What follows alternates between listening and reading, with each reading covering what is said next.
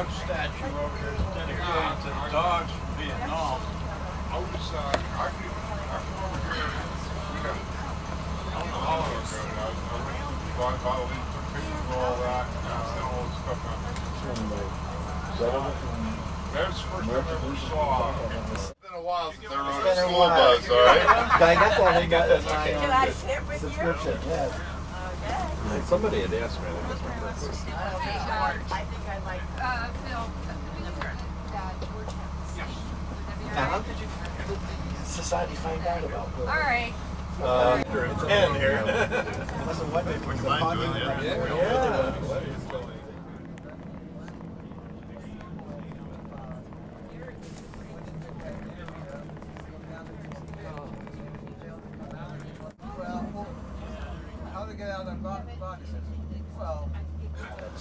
Can you hear me here? Sure. Yes. Okay. This is the Allegheny Portage Railroad.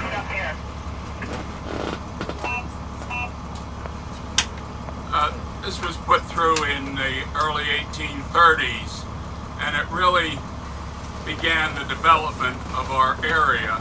I was mentioning Washington Township immense. There were 10 planes in Washington, or 10 planes on the Allegheny Portage Railroad. There were 6 of them in Washington Township. This is plane number 4. What they did, there's a huge cut made in the surface up above called the level. That material was taken to fill in here so that they had a plane the whole way down. They would unload the boats from the canal down in Hollidaysburg and then ferry them up over the mountain in a series of rises. And that's a story in itself. What we're going to do is proceed down Portage Street here. Portage Street named for the Allegheny Portage Canal.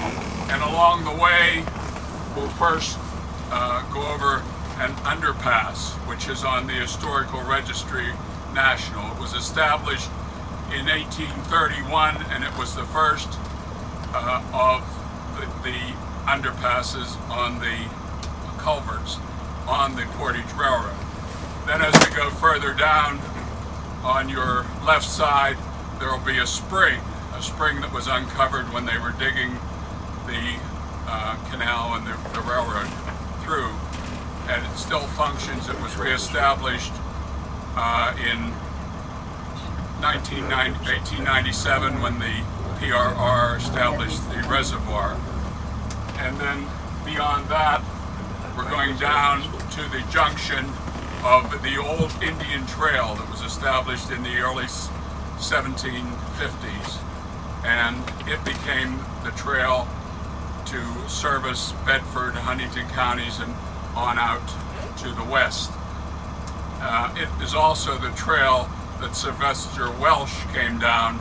He was the main engineer for the Allegheny Portage Railroad, and he came down the trail, and at the juncture down here, he began the survey for the Allegheny Portage Railroad and cut the route down to Johnstown, then came back into Crescent. So this is really the beginnings of the Allegheny Portage Railroad.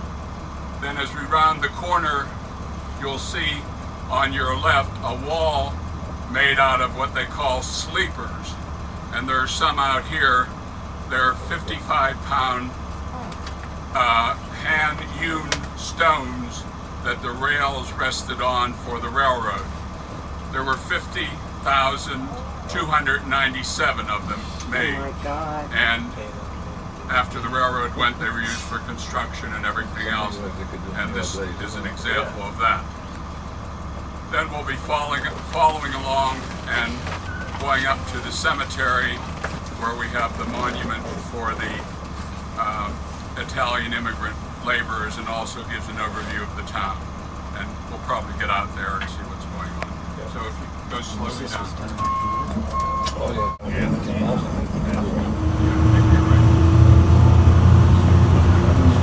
As we swing around here at the top of the street, on your left, you'll see the wall made out of the sleepers.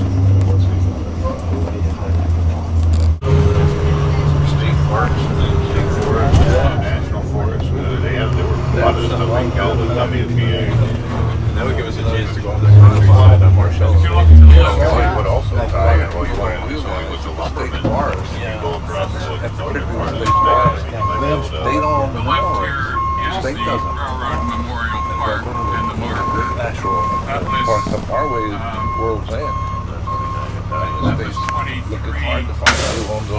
the Italian workers that were killed, and then at the bottom it says, and 6 known only by their work numbers.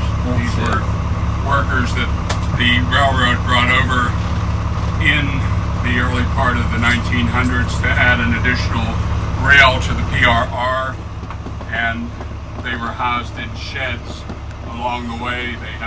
They got paid on a Friday night in November. A little celebration, went to bed. The fire broke out at 1 o'clock. Most of them got out. Then they remembered that the money was in. They rushed back in, and 29 bodies piled up, burnt to a crisp at the juncture. The town had no association with them at all, but they took them in. They were all from Italy. They were all Catholics, gave them a Catholic burial, and they're buried in a common grave where we're going up to the cemetery now. We're going to the Irish Catholic cemetery.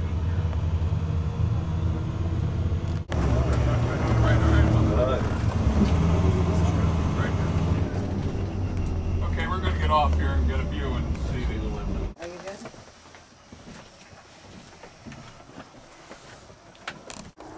It was interesting when the worst of the this slide is but well, when the worst mine accident or Monongah explosion, there was a couple of towns that collaborated, and the collaborating government paid. Okay, if I get your attention, the Italian workers were given a funeral, and I think there were 17 hearses brought them up here. This was the edge of the cemetery at the sign, and it was a potter's field, and they were buried. The only thing that remained from that is this cast iron cross with no markings on.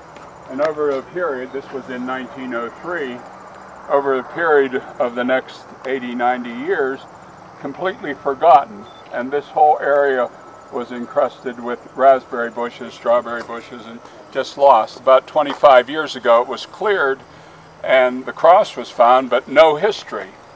And so I happened to be down at the Blair County Genealogical Society promoting the beginnings, and they came forth with the stories, 2 wonderful stories that were written about the Holocaust and also about the burial.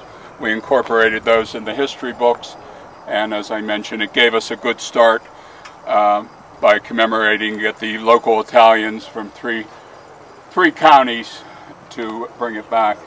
Then we had this installed, and as you see, it also marks poor souls' names known only to God.